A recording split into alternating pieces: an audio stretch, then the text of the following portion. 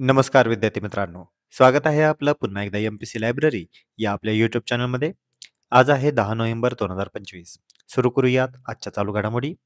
आज आपण पाहणार आहोत ट्रायबल जिनोम सिक्वेन्सिंग प्रोजेक्ट सुरू करणारे पहिले राज्य कोणते ठरलेले आहे? देशातील पहिला बालविवाह मुक्त जिल्हा हा कोणता ठरलेला आहे? ची संरचना शोधणारे शास्त्रज्ञ हे कोण आहेत? COP30 2025 याचे आयोजन कोणत्या देशामध्ये होणार आहे?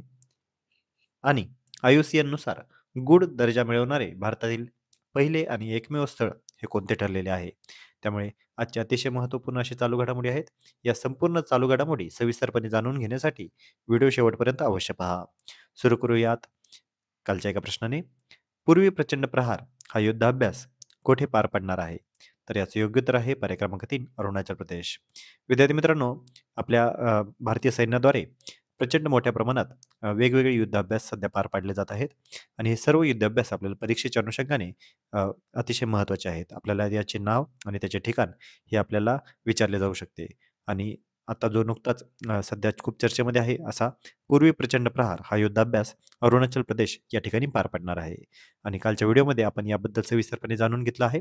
कालचा व्हिडिओ तुम्ही पुन्हा एकदा रिवाइंड करून पाहू शकता. आता आपण आजच्या दिनविशेषला सुरुवात करूया.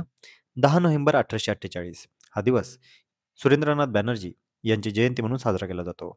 सुरेंद्रनाथ बॅनर्जी यांनी इंडियन नॅशनल असोसिएशन जी 1876 साली स्थापना केली होती. तर लक्षात घ्या, सुरेंद्रनाथ बॅनर्जी इतिहासामध्ये अतिशय प्रचलित असं नाव आहे. 10 नोव्हेंबर 1848 सुरेंद्रनाथ बॅनर्जी यांची जयंती. 10 नोव्हेंबर 1659 छत्रपती शिवाजी महाराजांनी प्रतापगड येथे अफजल खानाचा आजच्या दिवशी वध केलेला होता. 10 नोव्हेंबर 1698 ईस्ट इंडिया कंपनीने कलकत्ता बंदर स्थानिक राजाकडून विकत घेतले होते. 10 नोव्हेंबर 1990 भारताचे 8वे पंतप्रधान म्हणून चंद्रशेखर यांनी आजच्या दिवशी सूत्रे हाती घेतली होती. आणि 10 नोव्हेंबर हा दिवस संपूर्ण जगभरामध्ये जागतिक परिवहन दिन म्हणून साजरा केला जातो. तर लक्षात घ्या विद्यार्थी मित्रांनो, आजचे अतिशय महत्त्वाचे असे दिनविशेष आहेत.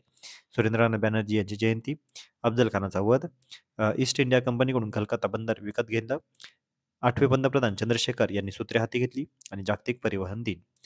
तर विद्यार्थी मित्रांनो, आता आपल्या आजच्या चालू घडामोडींना प्रश्नोत्तराच्या स्वरूपामध्ये आपण सुरू करूया.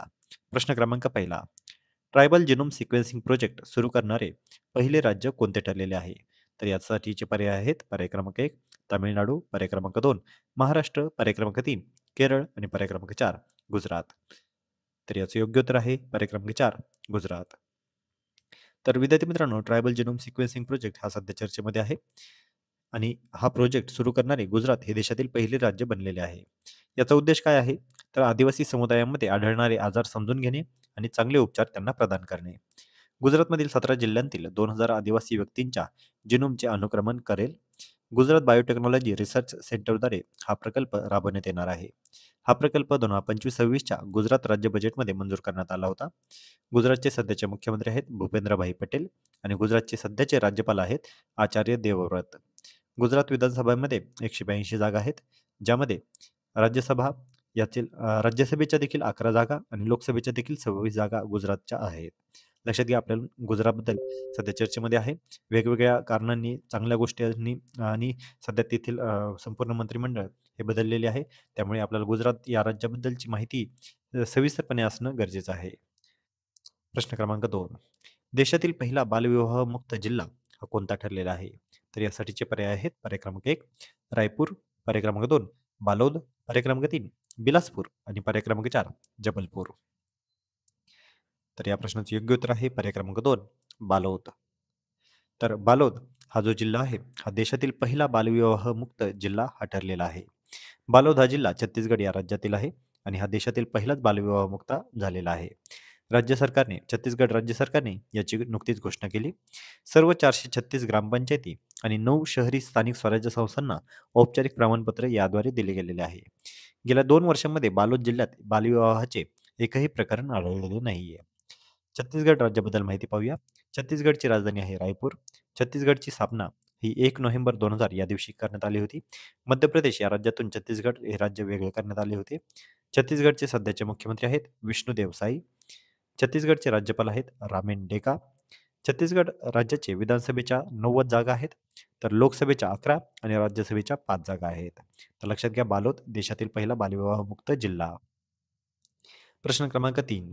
खालीलपैकी डीएनएची संरचना शोधणारे शास्त्रज्ञ कोण आहेत? तर यासाठीचे पर्याय आहेत. पर्याय क्रमांक 1 जेम्स वॉटसन, पर्याय क्रमांक 2 चार्ल्स डार्विन, पर्याय क्रमांक 3 ग्रेगर मेंडल आणि पर्याय क्रमांक 4 विल्यम हर्सल. तर या प्रश्नाचे योग्य उत्तर आहे पर्याय क्रमांक 1 जेम्स वॉटसन. तर डीएनए संरचना शोधणारे जेम्स डी वॉटसन यांचे नुकतेच निधन झालेले आहे. त्यांचा जन्म हा 6 एप्रिल 1928 मध्ये शिकागो या ठिकाणी झाला होता आणि त्यांचे निधन हे नुकतेच 7 नोव्हेंबर 2025 या दिवशी झाले. वयाच्या 97 वर्षी त्यांचे निधन झाले. 1953 मध्ये वॉटसन आणि फ्रान्सिस क्रिक यांनी मिळून डीएनएच्या संरचनेचा शोध लावलेला होता. डीएनए दुहेरी हेलिक्स संरचनेचा शोध त्यांनी लावलेला होता. 1962 मध्ये वॉटसन, क्रिक आणि मॅरिस विल्किन्स यांना नोबेल पुरस्काराने सन्मानित करण्यात आलेले होते. ते हार्वर्डमध्ये प्राध्यापक होते. तसेच स्प्रिंग हार्बर प्रयोगशाळेचे ते संचालक देखील होते. त्यांचं एक महत्त्वाचं पुस्तक म्हणजे द डबल हेलिक्स आणि molecular biology of the gene. लक्षात घ्या डीएनए संरचना शोधणारे शास्त्रज्ञ जेम्स डी वॉटसन यांचं नुकतंच निधन. प्रश्न क्रमांक 4.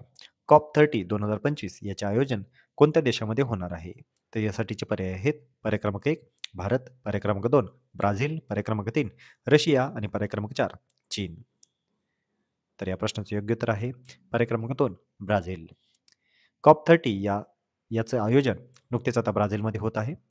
30वी संयुक्त राष्ट्रांचे हे हवामान बदल कॉन्फरन्स असणार आहे. कॉपचं लॉंग फॉर्म आहे कॉन्फरन्स ऑफ पार्टीज. 10 ते 21 नोव्हेंबर 2025 या दरम्यान COP30चे आयोजन होणार आहे. बेलम शहर जे अमेझॉन रक्तवाहिनीकडे जाणारे दरवाजे म्हणून ओळखले जाते.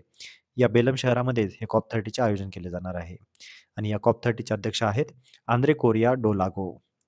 शेवटचे 5 कॉन्फरन्स आपल्याला विचारले जाऊ शकतात आणि आपल्याला यांची जोड्या लावायला देखील विचारले जाऊ शकते.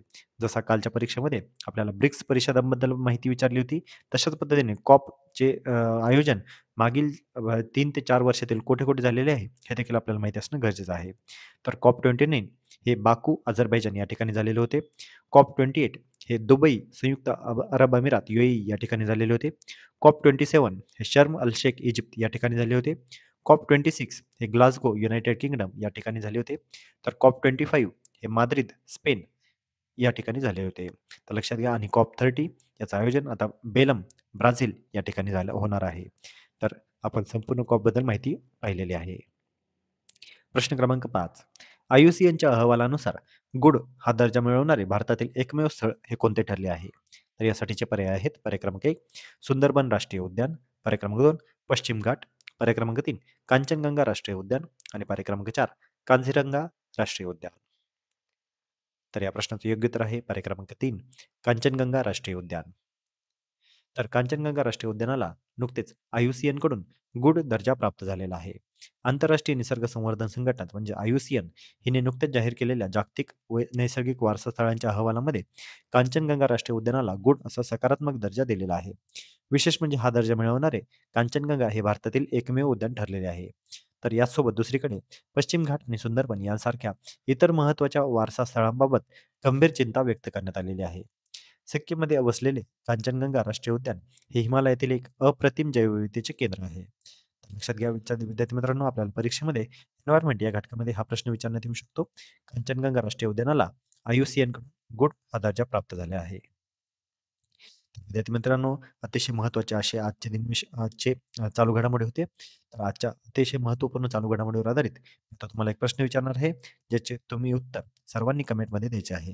प्रश्न आहे IUCN या संस्थेचा पूर्ण अर्थ काय आहे? विद्यार्थी मित्रांनो IUCN ही संस्था सध्या वेगवेगळ्या अँगलने चर्चेमध्ये आहे. त्यामुळे आपल्याला याचा लाँग फॉर्म माहिती असणं आवश्यक आहे. तर यासाठीचे पर्याय आहेत. पर्याय क्रमांक 1 international union for climate and nature, पर्याय क्रमांक 2 international union for conservation of nature, पर्याय क्रमांक 3 international union for care of nature आणि पर्याय क्रमांक 4 इंटरनॅशनल युनिव्हर्सल कन्झर्वेशन नेटवर्क.